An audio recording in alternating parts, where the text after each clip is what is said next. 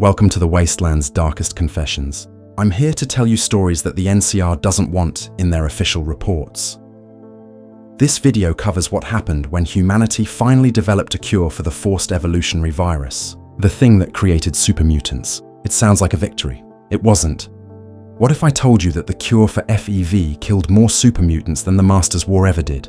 That places like Jacobstown fell silent not from Brotherhood purges, but from something called humanitarian intervention. That we found a way to eliminate super mutants that looked so much like mercy, most people celebrated it. The science worked perfectly. The mortality rate was exactly what we calculated, and an entire subspecies vanished from the wasteland because we decided extinction was easier than coexistence. This is the testimony of someone who was there, who helped create Panacea, who watched it deploy, who carries the weight of what happened. It's a story about super mutants like Marcus, Lily, and countless others who tried to live peacefully and died anyway. It's a story about how cures can be weapons and how genocide can wear the language of medicine. And if you genuinely enjoy this kind of dark storytelling, consider subscribing and liking the channel, but only if it truly resonates with you. Because these stories matter, these warnings matter, and someone needs to remember what happened when we cured the FEV virus. Someone needs to remember that we succeeded. I used to think I understood science. Clean rooms, peer review, the scientific method keeping us honest. Then I held the vial in my hand and realized I was holding genocide in a bottle. My name does not matter anymore. What matters is that I was there when they made it real. When Panacea went from theory to practice, I watched the first test. I will carry that image until whatever remains of my conscience finally gives out. Let me start where most testimonies start, with the lie we told ourselves. We called it a breakthrough. The NCR scientists, the Brotherhood scribes, even a handful of ex-Enclave researchers who had nowhere else to go, all crammed into a facility that used to be a pre-war pharmaceutical lab.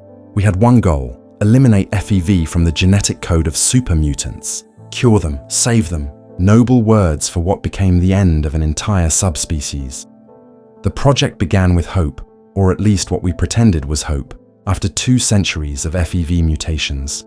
After the Masters' defeat, after Mariposa fell, super mutants had become part of the wasteland's fabric. Some were raiders, yes, brutal and mindless. But others, you knew their names. Marcus, the old soldier who ran Jacobstown. Lily, the grandmother trapped in a hulking body who still sang lullabies to bighorners. Fawkes, who chose philosophy over violence in the ruins of Vault 87. They were people. Mutated, massive, but people. The breakthrough came from studying Brian Virgil's work. That Institute scientist who infected himself with FEV to survive the glowing sea, then reversed it with a retrovirus. His serum proved it was possible, that FEV modifications were not permanent. We replicated his research, refined it, scaled it. What took him months in a cave took us weeks in a proper lab. We created Panacea, a second-generation retrovirus that did not just cure one strain of FEV, it targeted the core mechanisms that made all FEV work. I remember the day we succeeded with the first viable batch. Champagne corks popped. Someone played old-world music through a salvaged speaker. We thought we were heroes. The first subject was a volunteer. His name was Brick, and he was second-generation Mariposa strain, created sometime after the Master fell when the Enclave dug up the old base. Brick was not smart, but he understood enough to know he was different, that humans feared him. When we explained that Panacea could make him human again, he nodded slowly and said, "I remember my mother's face sometimes. I want to remember it better." We administered the serum at dawn. The process was supposed to take 72 hours, just like Virgil's transformation. We strapped Brick to a reinforced medical bed because we did not know if there would be convulsions, pain, rejection. We monitored every vital sign. The first 6 hours showed promise. His skin tone began to shift from olive green towards something closer to human flesh. Muscle mass decreased slightly. We took notes, measured everything, convinced ourselves it was working. Then Brick started screaming. Not the roar of a super mutant in combat, but the high-pitched shriek of a human vocal cord tearing itself apart as it tried to shrink back to normal size. His body was regressing, but not gently. Bones cracked as they compressed. Organs that had spent decades enlarged and overclocked began to fail as FEV's regenerative properties vanished. Brick's liver, mutated to process incredible toxins, shut down when the retrovirus stripped away its enhanced functions. His heart, massive and powerful, began to flutter as it tried to return to human dimensions while still pumping blood through a body that was half mutant, half human. We tried to stabilize him. IV fluids, stimulants, everything in our medical arsenal. Nothing worked. FEV had made him immortal in a sense, constantly regenerating, immune to disease and aging. Panacea took that away, and his body, 200 years old in cellular terms, collapsed under its own weight. Brick died at hour 19. His last words were, "I see her now. I see Mama," before his eyes rolled back and the monitors flatlined. We performed the autopsy in silence. Every organ showed signs of catastrophic failure. His bones were riddled with microfractures. His brain had suffered multiple hemorrhages as neural pathways, enlarged and enhanced by FEV, tried to compress back to human size. Cause of death was listed as multiple organ failure, but the real cause was simpler. We took away the only thing keeping him alive. You would think we would stop then, but we did not. We told ourselves Brick was an outlier, that second-generation mutants were too damaged by radiation exposure before their transformation. We refined the formula, added stabilizers, planned for a slower regression. The second subject was a Nightkin named Davison. You might remember him from Repcon, the one who talked to the Brahmin skull he called Antler. Schizophrenia from Stealth Boy abuse had broken his mind, but underneath the madness, he was first generation, created by the master himself from Voltstock. His genetic code should have been cleaner, purer. He volunteered because Antler told him to. I remember thinking that was a red flag we ignored. Davison lasted 34 hours. The regression was slower, gentler, but it still killed him. His heart stopped first, unable to adjust to the rapid changes. We lost him on the table while trying to restart it. After Davison, the facility changed. The champagne was gone. The music stopped. We moved like ghosts through the corridors, running calculations, adjusting formulas, trying to find the balance that would let a mutant survive the transformation.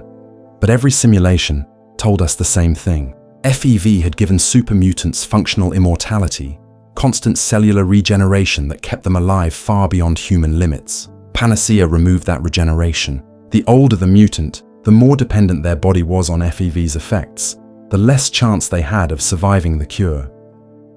Still, we kept working. Orders came from above, from the NCR Senate, from the Brotherhood's high elders, from military commanders who saw super mutants as threats that needed eliminating.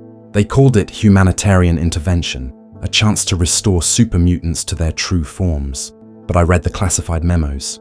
The real motivation was simpler: remove the super mutant threat permanently. Phase 2 of the project was not about curing volunteers. It was about deployment. Panacea was airborne stable. We could load it into artillery shells, detonate them over super mutant settlements, let the retrovirus spread through the air. Anyone infected would begin the transformation whether they wanted it or not. The engineers calculated dispersal patterns. The tacticians identified targets. Jacobstown was high on the list. I need you to understand what that meant. Jacobstown was not a raider camp. It was a refuge, a place where first-generation mutants like Marcus had built something resembling peace. They farmed, traded with nearby settlements, kept to themselves in the mountains. They were the success story, proof that super mutants could coexist with humans. Panacea would kill them all. Marcus was over 200 years old. His body was pure FEV, every cell rebuilt by the virus decades ago. The retrovirus would strip away his regeneration, and his ancient biology would shut down within days. The same would happen to Lily, to every Nightkin suffering from Stealth Boy dementia, to the old mutants who had fought for the Master and then chosen peace when the Unity fell.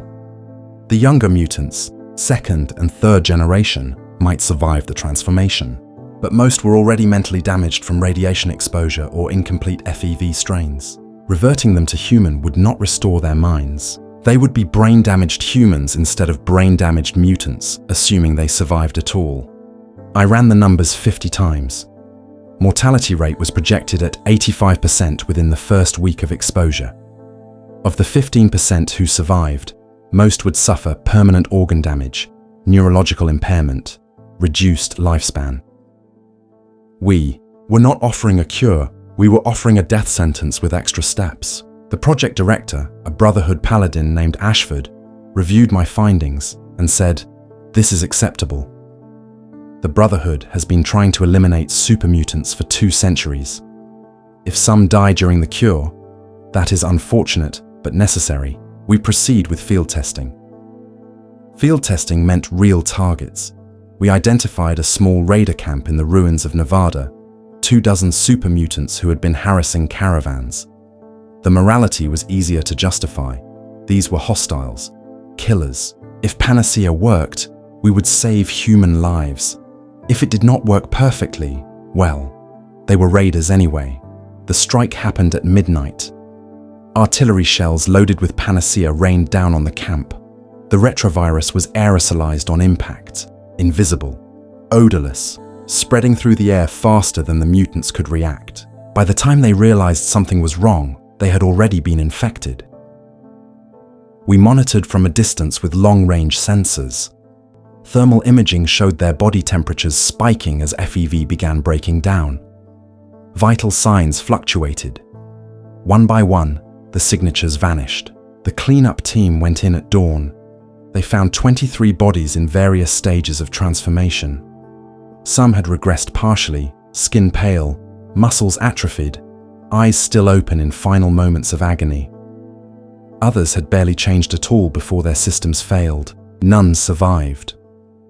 The youngest mutant in the camp was maybe 40 years old, created during the Enclave's excavation of Mariposa. He came the closest to completing the transformation, his body nearly human when his liver gave out. The oldest was a first-generation Unity veteran, his body so dependent on FEV that he died within hours of exposure. Ashford reviewed the footage and said, acceptable losses. Increase the payload for the next test. We moved to a larger target within the month. That was when I understood what we had really created. Panacea was not a cure. It was a weapon. The name itself was a lie. Panacea means universal cure, something that heals all ills. What we made was selective extinction. And the worst part? It would work. Deploy enough Panacea and you could eliminate every super mutant in the wasteland within a year. The raiders would die. The threats would die. But so would Marcus. So would Lily. So would every mutant in Jacobstown, in Broken Hills, in any settlement where they had found peace. The NCR saw this as a final solution to the super mutant problem. The Brotherhood saw it as purging abominations from the world. Even some wastelanders, people who had lost family to mutant raids, they would celebrate when Panacea deployed. But there were mutants who had saved human lives. Fawkes had sacrificed himself to enter the irradiated chamber at Project Purity, when no human could survive. Marcus had founded communities where species coexisted. Even some raiders had histories, former Unity soldiers who had been lied to by the Master, then abandoned in a world that hated them. The cure would kill them all. I stole the research 3 weeks before the next scheduled deployment. Every file, every formula, every tactical plan. I encrypted it, hid it, and then I did something I thought I would never do. I warned them. Getting to Jacobstown was the hardest journey I have ever made. The mountains are treacherous, the wildlife hostile, and I had to avoid NCR patrols who would have shot me as a deserter, but I made it. I walked past the guards at the gate and asked to speak with Marcus. He listened to everything I said. He did not interrupt, did not show anger or fear, just listened with those ancient eyes that had seen the rise and fall of the Master's unity. When I finished, when I laid out what Panacea would do to him and his people, he was quiet for a long time. Then he said, "So they finally found a way to kill us that looks like kindness. I always wondered when that would happen." I told him there might be survivors, that the younger mutants had a chance. Marcus shook his head slowly. "You're lying to yourself, or maybe lying to me to make yourself feel better. Either way, we both know what Panacea really is." He asked me if there was time to evacuate, to move deeper into the mountains, beyond the range of whatever deployment they were planning. I told him maybe, but that Panacea would spread. If the NCR and Brotherhood wanted super mutants gone, they would keep deploying it until every settlement fell. Marcus looked out over Jacobstown, at the bighorn pens, at the mutants tending crops, at Lily singing to herself near the lodge. He said, "Then I suppose we wait and hope your conscience costs them enough time that some of us can run. But running only delays it, does not it? You said yourself, there is no cure." And when I asked what he meant, he smiled, a gesture that looked wrong on a super mutant face, but somehow sad and human all at once. "Panacea is not a cure for us," he said. "It is a cure for the wasteland's super mutant problem. The patient they are curing is humanity. We are the disease they are eliminating." Marcus asked me to stay the night, not because Jacobstown was safe, nowhere was safe anymore, but because he wanted me to see something before I left. He said, understanding what we were about to lose might matter to someone, even if that someone was just a guilt-ridden scientist looking for absolution. I followed him through the settlement as evening fell.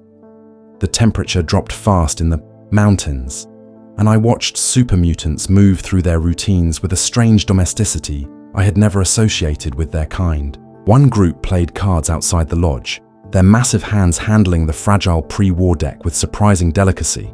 Another worked on repairing a fence, arguing good-naturedly about whether to reinforce it with metal or wood.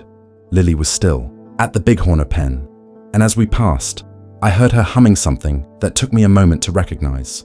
"Rockabye Baby," the same lullaby my own mother sang to me, before the bombs, before everything. Marcus caught me staring.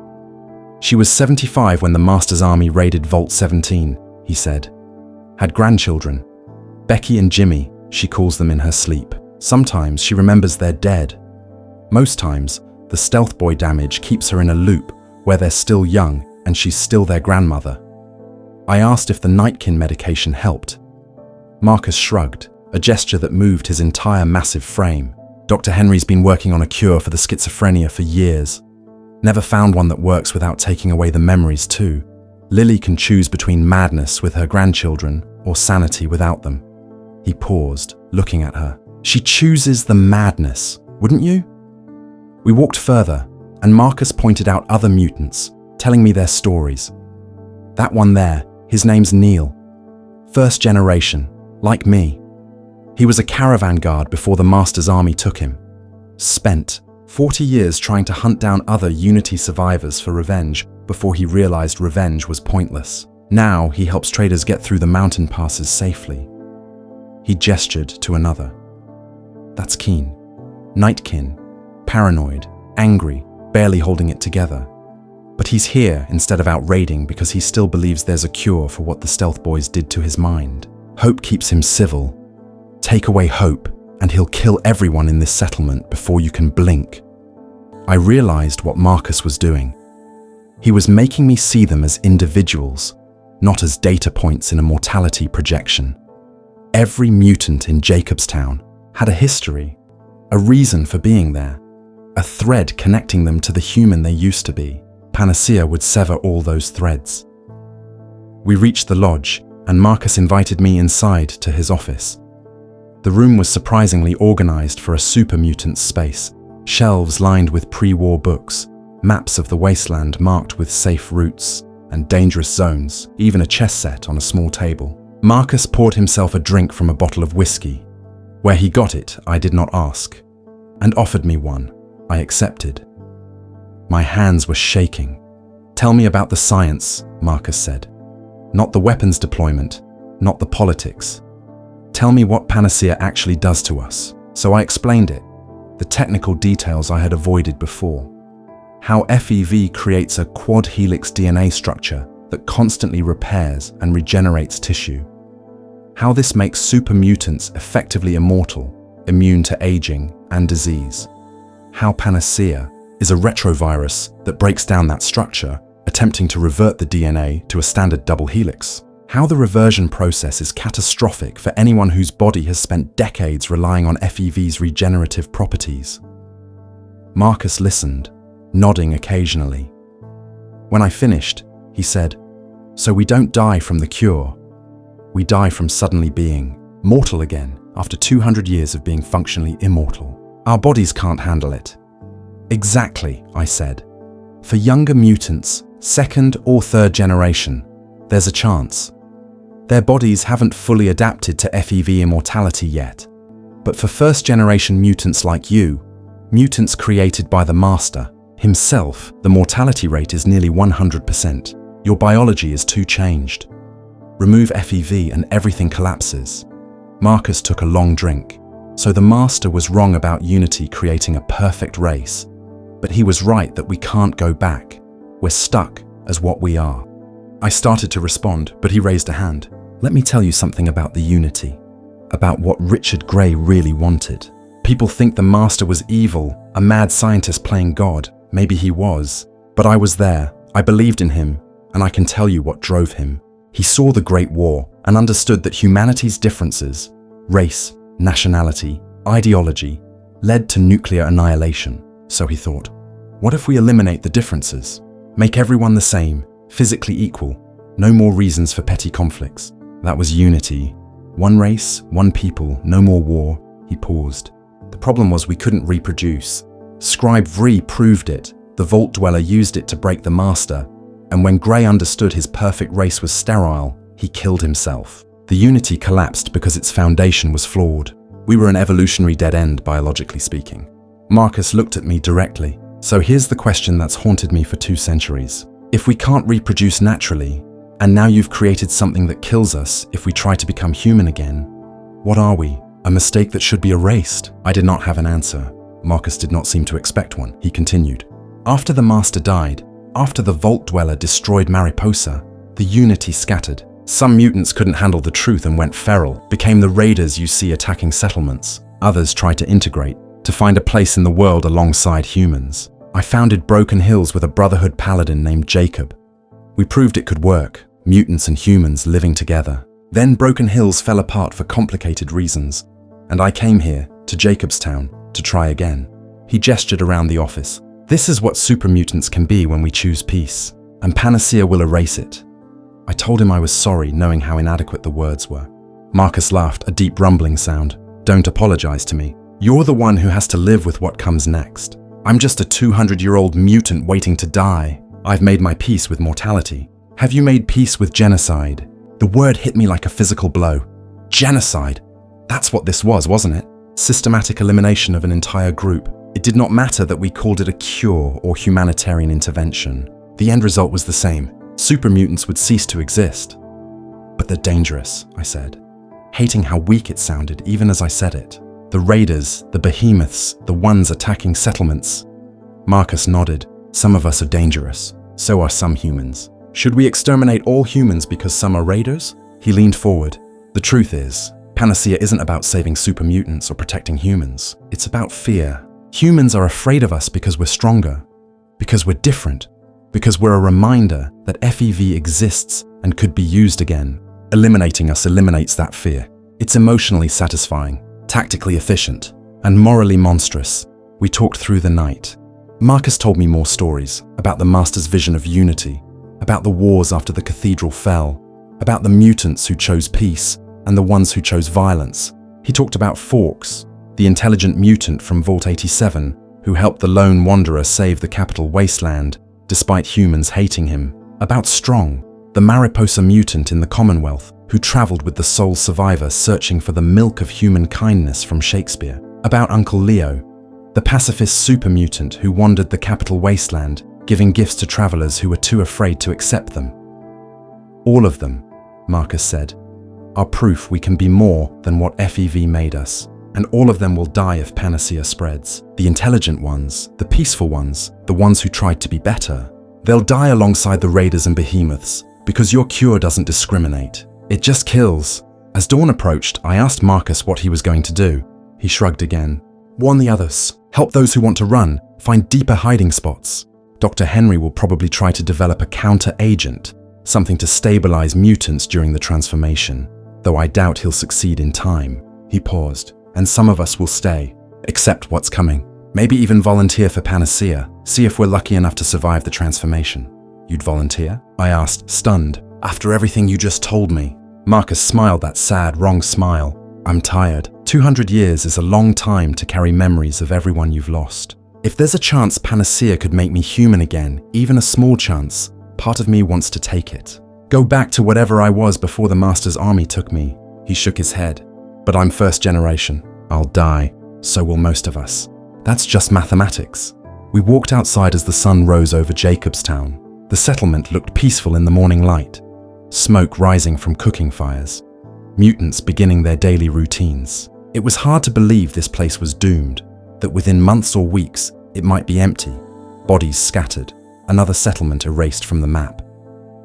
Marcus walked me to the gate. Before I left, he gave me something, a data chip containing records from Jacobstown, testimonies from the mutants living there, proof that super mutants were capable of civilization. Take this, he said. When Panacea deploys and we're gone, someone should remember we were here, that we tried. I took the chip. I should have said something profound, something to acknowledge the magnitude of what was about to happen. Instead, I just said, I'll remember. Marcus nodded. Then go and don't come back. When Panacea hits Jacobstown, I don't want you here trying to help. You've done enough. I left Jacobstown that morning and never returned. I've heard stories since, rumors about what happened next, but I don't know what's true. Some say Marcus evacuated the settlement before the strike came. Others say he stayed and went down fighting when NCR forces moved in. A few claim he's still out there, hiding in the deep mountains, one of the last first-generation mutants alive. I don't know. I don't want to know. Because if I found out Marcus died from Panacea, died from the thing I helped create, I'm not sure I could continue carrying this guilt. The project moved forward after I deserted. Ashford put out a warrant for my arrest, but by then I was deep in Legion territory where NCR authority meant nothing. I heard through Wasteland radio that Panacea entered limited deployment, targeting raider camps and hostile mutant strongholds. The official report celebrated it as a success. Minimal human casualties, significant reduction in super mutant threats. They never mentioned the mortality rate, never talked about how many mutants survived the cure, never acknowledged that reducing super mutant threats and exterminating super mutants were the same thing. I've been moving ever since, settlement to settlement, never staying long. Sometimes I hear people talking about super mutants in the past tense, like they're already extinct. Other times I hear rumors of isolated mutants still hiding in the wasteland, avoiding human contact, terrified of the cure that might find them. And I wonder, in my worst moments, if we did the right thing, if eliminating super mutants made the wasteland safer, better, worth the cost. But then I remember Lily singing to bighorners, Marcus playing chess, Neil guiding caravans, Fawkes choosing sacrifice over safety. I remember that super mutants were people, twisted and changed, but still people. And we erased them with bureaucratic efficiency and scientific precision. I carry Marcus's data chip with me always. Sometimes I watch the recorded testimonies, mutants talking about their lives, their hopes, their fears. It's unbearable, but I force myself to watch. Someone needs to bear witness. Someone needs to remember that super mutants existed, that some of them chose peace, that we destroyed them anyway because it was easier than coexistence. Panacea was supposed to be a cure, but you cannot cure someone by killing them. You cannot save a species by making them extinct, and you cannot call something humanitarian when the primary result is mass death. We created Panacea, and it worked exactly as designed. That's the horror of it. We succeeded. The super mutant problem is solving itself, one deployment at a time, one settlement falling silent, one giant going still, one more chapter of wasteland history closing forever. There's a moment that haunts me more than any other. Not Brick's death throes, not Marcus's sad smile, not even the classified projections showing Jacobstown's estimated casualties. It's smaller than that, more personal. 3 months after I fled the project, I was hiding in a settlement called Westside, on the outskirts of New Vegas. It was a poor place, struggling farmers and desperate refugees, but it was far from NCR patrols and no one asked questions. I kept my head down, helped with crops when they needed extra hands, tried to disappear into the anonymous mass of wastelanders just surviving. That's when I saw him. Mean son of a bitch. Yes, that was really his name. A bitter joke about how humans saw him. He was a super mutant, first-generation Mariposa strain, and he had been living in Westside for years. The locals tolerated him because he kept raiders away. He walked patrol routes every night, his massive frame visible against the darkness, making sure no one attacked while people slept. I watched him from a distance for weeks. He never spoke much, never caused trouble, just walked his routes and occasionally traded with settlers, ammunition for food. The children were afraid of him, but the adults nodded respectfully when he passed. He had earned his place there through years of consistent protection. Then the news came through a traveling merchant. The NCR had authorized wider Panacea deployment. The list of target zones included the Vegas outskirts. They were calling it a humanitarian corridor, offering super mutants voluntary treatment at designated facilities. Anyone who refused would be subject to mandatory exposure through aerosolized deployment. I knew what that meant. Mean son of a bitch would die, either walking into a treatment facility voluntarily or being hit by artillery shells loaded with the retrovirus. There was no third option. The NCR wasn't going to let super mutants continue existing in their territories, not when they had a solution. I should have warned him. I should have pulled him aside, explained what Panacea really did, given him time to run. But I didn't, because what would I say? That I helped create the thing that would kill him? That his years of protecting Westside meant nothing because humans decided his species was an inconvenience? That the cure offered with such humanitarian language was actually a death sentence? So I stayed silent. I watched mean son of a bitch walk his patrol routes every night, completely unaware that he had maybe 2 weeks left to live. And I hated myself for my cowardice. The deployment came on a Tuesday morning. I heard the artillery before I saw it. Distant thunder that wasn't thunder at all. 3 shells hit the outskirts of Westside, not aimed at the settlement itself, but at the patrol routes. The Panacea mist was visible in the early light, a faint shimmer that spread through the air faster than wind. Mean son of a bitch was caught in the second blast. I watched from a rooftop as he stumbled, confused, his massive form trying to make sense of what was happening. The retrovirus works fast once inhaled. Within minutes, it begins breaking down the quad helix DNA structure. He would have felt it immediately, a burning sensation in his lungs, his skin starting to tingle as cells began their catastrophic regression. He made it back to his shelter, an old maintenance building on the edge of the settlement. I don't know if he understood what was happening, or if he just knew he was dying. Either way, he went somewhere private to do it.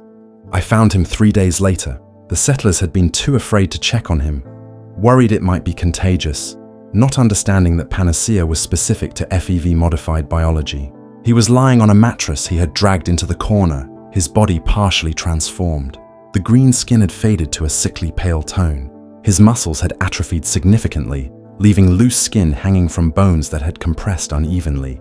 His face, which had been brutal and inhuman, was caught somewhere between mutant and human, a horror of half-finished transformation.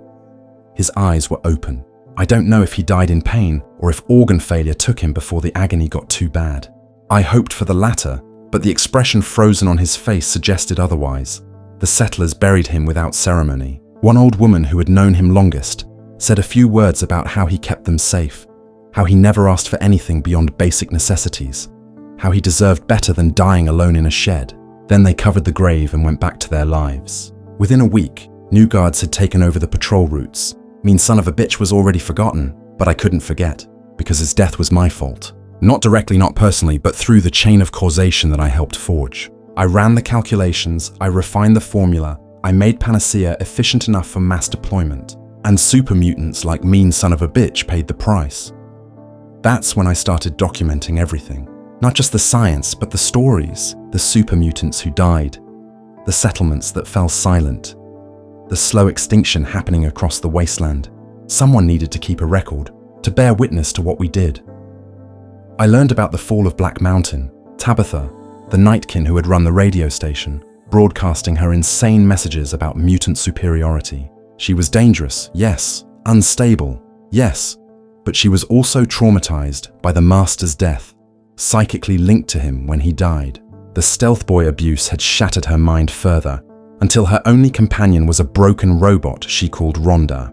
When Panacea hit Black Mountain, Tabitha and her followers never stood a chance. First-generation mutants, all of them, their bodies too dependent on FEV to survive the transformation. The settlement became a tomb, bodies scattered through the facility, some still clutching their weapons like they thought they could fight off cellular collapse.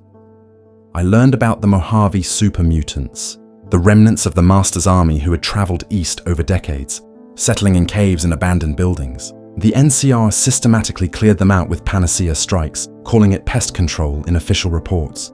Most were raiders, violent and dangerous, but some were just trying to survive. avoiding human contact, no threat to anyone. They died the same way, gasping as their organs failed, their ancient bodies unable to handle mortality after 2 centuries of FEV-granted immortality. I learned about the Commonwealth, where the Institute had been creating super mutants through their own FEV experiments. When word of Panacea reached the East Coast, the Brotherhood of Steel immediately began developing their own version. They called it Project Purity, which was a sick joke considering that was the name of the water purification project Fawkes had helped save. The Brotherhood's version was cruder, less refined, but just as lethal. They deployed it across the Commonwealth, targeting every super mutant stronghold they could find. Strong, the philosophical mutant who had traveled with the sole survivor, searching for the milk of human kindness, was reportedly killed in the initial deployment. He died still not understanding the metaphor, still believing kindness was something tangible he could find and share. I learned about Virgil, Brian Virgil, the Institute scientist whose work had made all of this possible. When he heard about Panacea, heard that his cure had been weaponized, he tried to send warnings through every communication channel he could access. The Brotherhood ignored him. The Institute had already been destroyed. The NCR didn't care about one scientist's moral objections. Virgil died shortly after, not from Panacea, but from suicide. He left a note that read, "I created the cure to save myself, and you turned it into genocide. I can't live with that. I won't." At least he had the courage to face what he had done. I've been too cowardly for that. And I learned about Jacobstown, the settlement I had warned, the place Marcus had tried to save. The reports are conflicting, contradictory, but the general outline is clear. Some mutants evacuated deeper into the mountains before the strike came. Others stayed, either unable to travel or unwilling to abandon their home. The NCR hit Jacobstown with a concentrated Panacea deployment, 3 times the normal payload to ensure complete coverage. Marcus was confirmed dead. First-generation mutant, over 200 years old. His body was found in the Jacobstown Lodge, slumped in his office chair. The NCR recovery team reported that he appeared peaceful, like he had accepted what was coming. I wonder if he was playing chess when it happened, moving pieces on that board I had seen, contemplating strategy even as his cells broke down. Lily's body was never found. Some reports claim she wandered off into the mountains during the final hours, her dementia making her forget what was happening, singing lullabies to imaginary grandchildren as she died alone in the snow. Other reports say she survived, that Nightkin biology handled Panacea differently, that she's still out there somewhere, half transformed, trapped between mutant and human, her mind even more broken than before. I don't know which version is worse, death or a half-life of suffering. Dr. Henry, the Enclave scientist who had been trying to cure Nightkin schizophrenia, he survived. He wasn't a mutant, just a human researcher. The NCR arrested him for aiding super mutants, held him for a few months, then released him when public attention moved to other matters. I tried to contact him once to ask about Jacobstown's final days, but he wouldn't speak to me. His message was brief. "You helped kill them. I tried to save them. We have nothing to discuss." He was right. We had nothing to discuss. If this story has kept you listening this far, and you want more of these dark confessions from the wasteland, hit that subscribe button. It tells me someone out there is still paying attention to warnings like these, because that's what this is, a warning. Not about FEV or super mutants, but about what happens when we decide a problem is easier to eliminate than to solve. The official narrative about Panacea is one of triumph. The NCR publishes reports about reduced super mutant attacks, safer trade routes, settlements that no longer live in fear.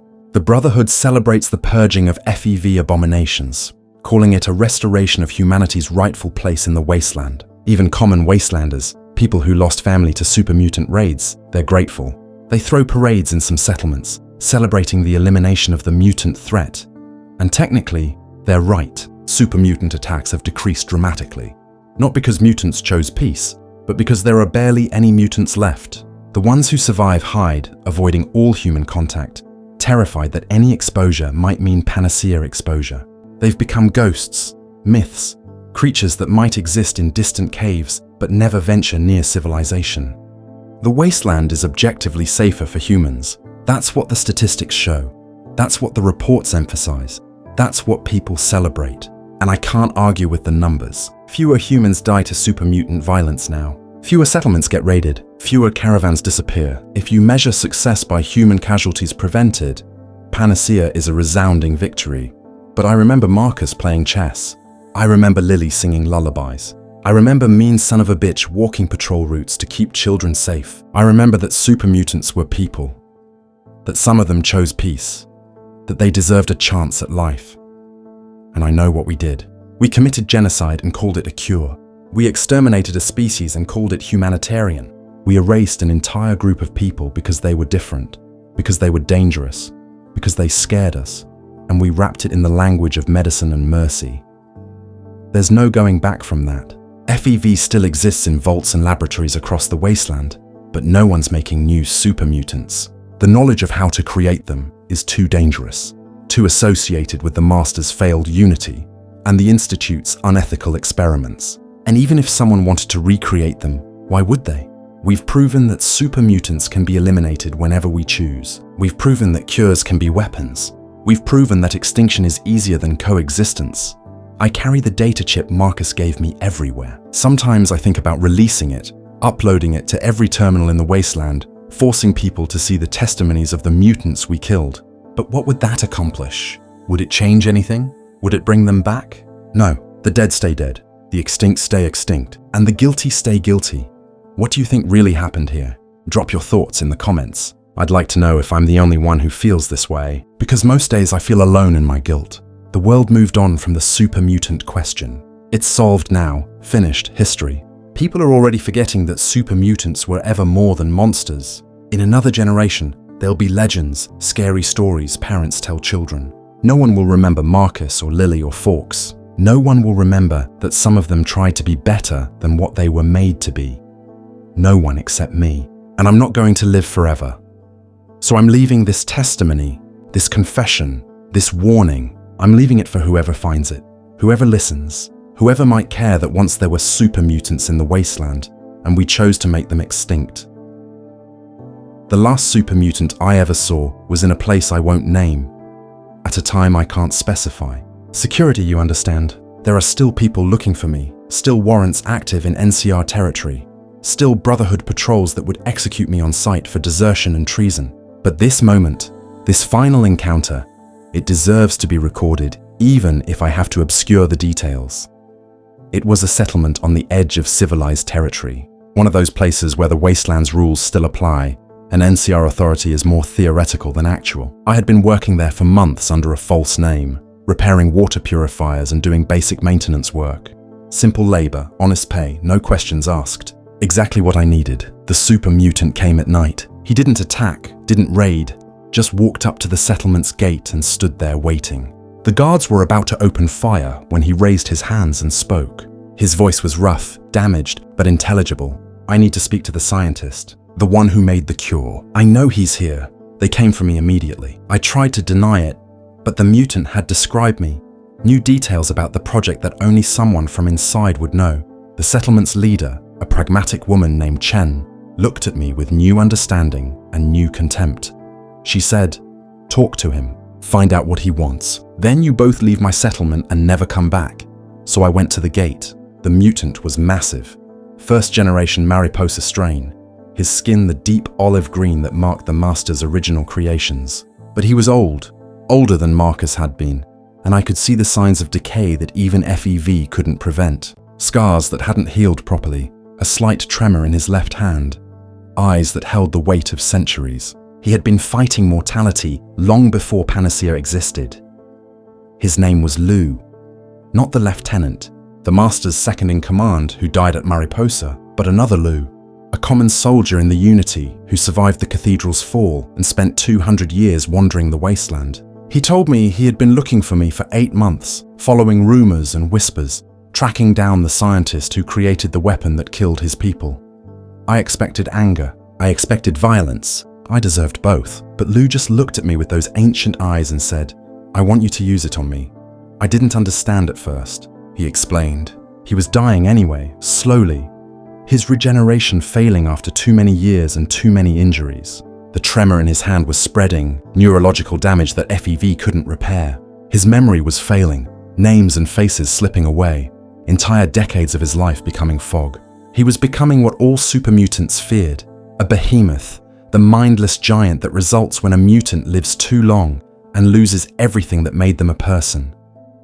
I would rather die human, Lou said, even if it's just for a few minutes, even if the transformation kills me. I want to die as what I was, not as what the master made me. I told him I didn't have Panacea anymore, that I destroyed my samples when I fled the project. He didn't believe me. He said he had tracked down other researchers, other scientists who worked on the cure, and they all told the same story. But he knew at least one of us kept a sample, kept the formula, kept the ability to create more. He had decided that person was me. He was right. I had kept one vial, hidden in my kit, telling myself it was for research, for potential counteragents, for any number of justifications that didn't include the truth. I kept it because I wanted the option to use it, the option to destroy it, the option to end the last connection I had to the project. Lou knew. Maybe he could smell it. Maybe he could see the guilt in my eyes. Maybe he was just that good at reading people after 2 centuries of experience. He said, "Please. I'm asking, not demanding. I know I have no right to request anything from you, but I'm begging. Let me die human." We went into the wasteland together, far enough from the settlement that no one would be affected if things went wrong. I set up a basic monitoring station, more out of habit than necessity. Lou sat on a rock and waited while I prepared the injection. My hands were shaking worse than his. Before I administered the dose, I asked him about the Unity, about the Master, about what it was like to believe in something so completely and then watch it collapse. Lou was quiet for a long time, staring at the stars that were just becoming visible in the evening sky. "The Master promised us peace," Lou said finally. "Not the peace of victory, but the peace of unity. No more tribes, no more nations, no more reasons to fight. We would all be the same, physically equal, intellectually enhanced, immune to the petty jealousies and hatreds that destroyed the old world." He paused. It was beautiful, that vision. Worth dying for, worth killing for, worth transforming for. "And when you learned super mutants were sterile," I asked, "that the Unity couldn't reproduce, couldn't continue?"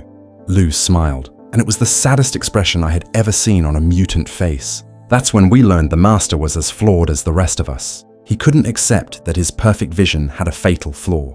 So he destroyed himself and the Unity scattered, and we've been paying for his mistake ever since." He looked at me directly. "But at least the Master's mistake came from trying to save humanity.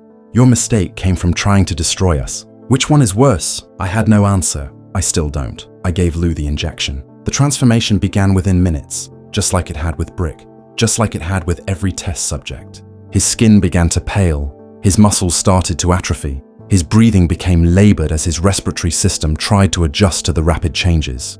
But Lou had been right about his condition. He was already dying. Panacea just accelerated it. We talked during those final hours.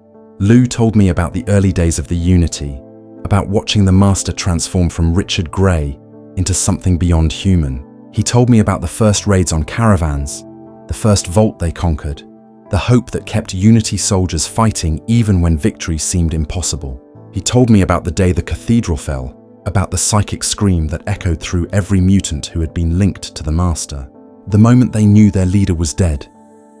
He told me about the decades after, wandering the wasteland, trying to find purpose in a world that no longer wanted him. He had tried integration, tried living alongside humans, but it never worked. They were always afraid, always suspicious, always waiting for him to become the monster they expected. So he lived alone, in caves and ruins, avoiding civilization, surviving but not living. When Panacea started spreading, Lou said, "I thought about fighting, gathering the few mutants left, launching a final war against humanity, going out like Unity soldiers, not victims of medicine." He coughed, a wet sound that suggested internal bleeding. "But what would that accomplish? We'd die either way. At least if we die from the cure, maybe history will remember us as victims instead of monsters."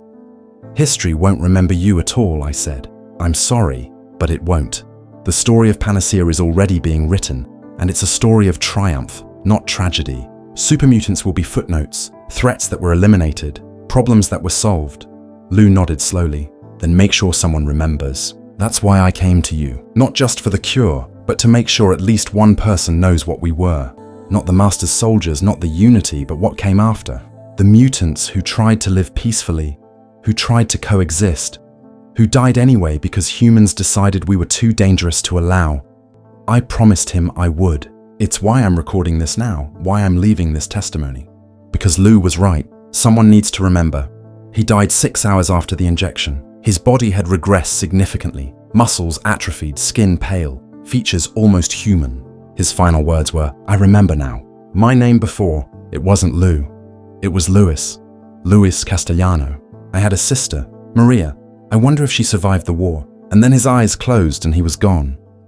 I buried him there in the wasteland, marking the grave with a simple stone. No name, no date, nothing to indicate who was buried there. Just a rock in the dirt, one more forgotten piece of wasteland history. That was 3 years ago. Since then, I haven't seen another super mutant. Not one. The NCR reports that super mutant encounters have dropped to near zero. The Brotherhood has moved on to other threats. Even the settlements on the frontier, places where mutant raids were once common, they report years without incident. Panacea worked. The super mutant problem is solved. The wasteland is safer for humanity. Everything we set out to accomplish has been accomplished. So why do I feel like we lost something irreplaceable? I've spent these 3 years trying to answer that question, trying to understand what we destroyed when we eliminated super mutants. It's not just the individuals, though their loss matters. It's not just the potential for coexistence, though that opportunity is gone forever. It's something deeper, more fundamental. Super mutants represented a challenge to humanity's understanding of itself. They were people who had been transformed into something else, something stronger and more durable, but also different and frightening. They forced humans to ask uncomfortable questions. What makes someone human? Is it biology or consciousness or choice? If someone is transformed against their will but retains their mind, are they still a person? Do they deserve rights, dignity, a chance at life? The Master answered those questions one way, by declaring super mutants superior and trying to transform everyone. The Wastelanders answered another way, by treating mutants as monsters to be killed or avoided. And we, the scientists who created Panacea, we answered by trying to eliminate the question itself. If there are no super mutants, we don't have to think about what they represent. But the question remains, even if the mutants are gone. Because FEV still exists, the technology that created super mutants that's still in vaults and laboratories. Someone could use it again, create new mutants, restart the cycle. And when that happens, what will we do? Create another Panacea? Another cure that kills? Another solution that exterminates? I think about this constantly. About what we've set in motion, what precedent we've established. We proved that genetic modification can be undone, that FEV transformations aren't permanent, that we have the power to eliminate an entire modified species if we choose. That's a dangerous power to possess. Who decides when it's used? Who determines which genetic modifications are acceptable and which require elimination? Who draws the line between cure and weapon? If you've ever wondered what choice you would make in a situation like this, tell me in the comments. I'll be reading them, because I made my choice, and I have to live with it. I chose to develop Panacea, to refine it, to make it effective. Then I chose to flee when I understood what I had created. Then I chose to document what happened, to bear witness, to leave this testimony. Were those the right choices? I don't know. I saved my conscience, but not the mutants. I preserved their stories, but not their lives. I remember what happened, but I couldn't prevent it. Sometimes I think about what Marcus said, about how Panacea was a cure for humanity's super mutant problem, not a cure for super mutants themselves. We were the patients, and they were the disease we eliminated. That framing haunts me because it's true. Every decision, every deployment, every celebration of Panacea's success, it was always about making humans feel safer, not about actually helping mutants. The few testimonies I've gathered from survivors, mutants who somehow avoided Panacea exposure, they all say the same thing. They're living in hiding now, in deep caves or remote wilderness, avoiding all human contact. They know that if they're discovered, if anyone reports their location, the cure will come for them. So they hide and wait and slowly die of isolation and despair. That's what we created. Not a cure, but a hunting license. Not salvation, but extinction. Not peace, but the peace of absence, the quiet of the grave. I've considered destroying this testimony 100 times, burning the recordings, erasing the files, wiping Marcus's data chip clean, and throwing it into the deepest hole I can find. Because what's the point? The super mutants are gone. Telling their story won't bring them back. It won't undo the damage, won't restore the lost communities, won't resurrect Marcus or Lily or Lou or any of the others. But then I remember what Lou asked. Make sure someone remembers, not just what we were before, but what we tried to be after. Make sure someone knows. So I'm leaving this testimony for you, Whoever you are, whenever you find this, maybe you're a wastelander who stumbled across these recordings in some abandoned facility. Maybe you're a historian piecing together what happened during the Panacea deployments. Maybe you're a scientist working on the next breakthrough that might have unintended consequences. Whoever you are, know this. Super mutants existed. They were created by the Forced Evolutionary Virus, transformed from humans into something stronger and more durable but sterile and often less intelligent. The Master tried to unite them into a perfect society and failed because they couldn't reproduce. After the Master fell, some mutants became raiders, but others tried to live peacefully, to coexist with humans, to prove they were more than the monsters people feared. We created Panacea to cure them, to transform them back to human. But the cure killed them instead. First-generation mutants, second-generation mutants, most couldn't survive the transformation. Their bodies were too dependent on FEV's regenerative properties. Remove that and they died, quickly and painfully. We deployed Panacea anyway. We called it humanitarian intervention, offered voluntary treatment, then made it mandatory when most mutants refused. We aerosolized it, loaded it into artillery shells, spread it across every super mutant settlement we could find. And they died. Not in glorious battles, not fighting to the last, but gasping in caves and shelters as their cells broke down and their organs failed. The wasteland is safer now. Human casualties from super mutant attacks have dropped to nearly zero. Trade routes are more secure, settlements sleep easier at night. By every measurable metric, Panacea was a success.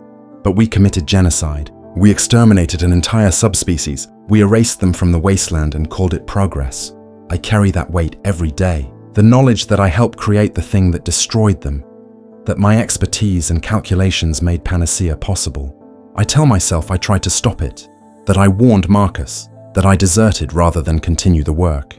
But the truth is simpler and harsher. I helped kill them, all of them. Every super mutant who died from Panacea exposure, who gasped their last breath as their body betrayed them, who reached for a humanity they could never reclaim. They died in part because of me, and I have to live with that. Not happily, not peacefully, but I have to live. Because someone needs to remember. Someone needs to bear witness. Someone needs to tell the story of the super mutants and what we did to them. This is that story. This is my confession. This is my warning. The Forced Evolutionary Virus still exists. Someone might use it again, create new mutants, restart the cycle. And when that happens, we'll have a choice. We can try to coexist, to find ways for modified and unmodified humans to live together. Or we can reach for Panacea, reach for the cure that kills, reach for extinction as a solution.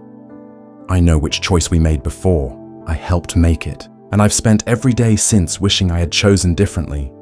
Learn from my mistake. Learn from what happened to Marcus, to Lily, to Lou, to all the super mutants who tried to live peacefully and died anyway. Learn that cures can be weapons, that medicine can be genocide, that humanitarian language can disguise atrocity. Learn that some problems are harder to solve than to eliminate, and that choosing elimination, choosing extinction, choosing the easy solution, it costs something vital, something human, something we can never get back. The super mutants are gone now, extinct, eliminated, erased. The wasteland has moved on, but I haven't. I carry their memory, their testimonies, their final words. I carry the weight of what we did, and the knowledge that it can never be undone. And I leave this for you. This testimony, this confession, this warning. Remember them. Remember what happened. Remember that once there were super mutants in the wasteland, and we chose to make sure there never would be again. That's the story. That's the truth. That's what we did when scientists cured the FEV virus. We didn't save anyone. We just made extinction look like medicine. And God forgive us, it worked.